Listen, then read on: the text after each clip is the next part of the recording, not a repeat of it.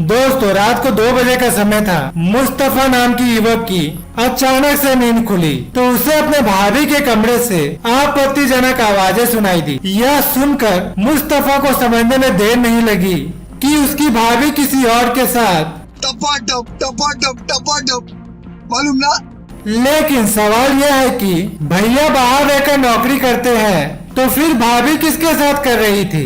इस बात को जानने के लिए मुस्तफा जैसे ही अपने भाभी के कमरे में गया तो उसने देखा उसकी भाभी मुस्कान और गांव का ही रहने वाला सैफ अली नंगे बदन एक दूसरे से लिपटे हुए थे। जिसके बाद इस कमरे में हवस का खेल तो खत्म हो गया लेकिन खूनी खेल चालू हो गया। कुछ ही देर में फर्श में एक लाश पड़ी थी। इस कमरे में क्या हुआ, क्यों हुआ और कैसे हुआ, आइए आपको विस्तार से पूरी क्राइम स्टोरी बताता हूँ। दोस्तों ये घटना उत्तर प्रदेश की संभल जिले की जनपद संभल गांव की है। यहाँ की रहने वाली मुस्कान का पति नौकरी के सिलसिले में अक्सर बाहर रहता था। इस बीच मुस्कान का संबंध गांव के ही रहने वाले सैफ अली से हो गई। मुस्कान अपने कमरे में अकेले सोती थी।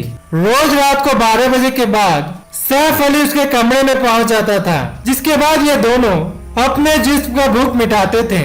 इस बीच एक दिन मुस्कान का सगा देवर मुस्तफा को 2 बजे उसके कमरे से कुछ आवाज आ रही थी तो वह भाभी के कमरे में देखने गया। उसने देखा कि भाभी सैफ अली के साथ आपत्तिजनक स्थिति में है। यह देखकर मुस्तफा ने भाभी को खूब खरी खोटी सुनाई। मुस्तफा ने अपने भाभी के आशिक सैफ अली को 2 थप्पड़ मार दिया। आशिक को देवर ने थप्पड़ मारा तो मुस्कान बौखला गई।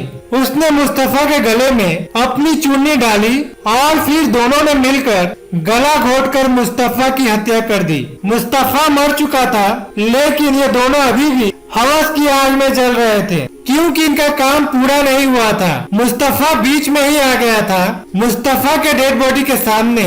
इसके बाद इन दोनों ने संबंध बनाया, अपनी हवस की प्यास बुझाई। जब कुछ देर के लिए इनकी हवस मिट गई तो इन्होंने मुस्तफा की लाश को ठिकाने लगाने का प्लान बनाया। रातों रात ये लोग मुस्तफा के लाश को सरसों के खेत में फेंक कर आए। इसके बाद ये दोनों फिर से मुस्कान के कमरे में आए। उन्होंने एक बार फिर से संबंध बनाया, जिसके बाद सैफ अली अपने घर चला गया। सुबह गांव वालों को सरसों के खेत में मुस्तफा की लाश मिल गई।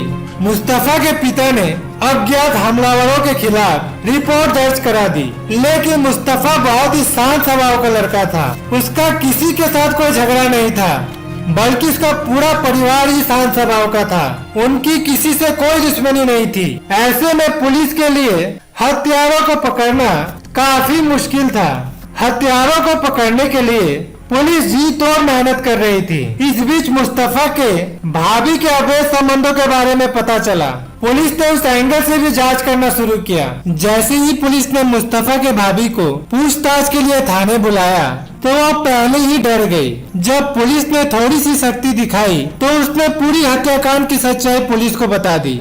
दोस्तों फिलहाल हवस की पुजारन मुस्कान के आशिक सैफ अली को जेल भेज दिया गया है। लेकिन सबसे बड़ा सवाल यह है कि इस तरह की घटनाएं समाज में निरंतर घट रही है। आखिर इन घटनाओं को कैसे रोका जाए? दोस्तों इस विषय में आपकी क्या राय है?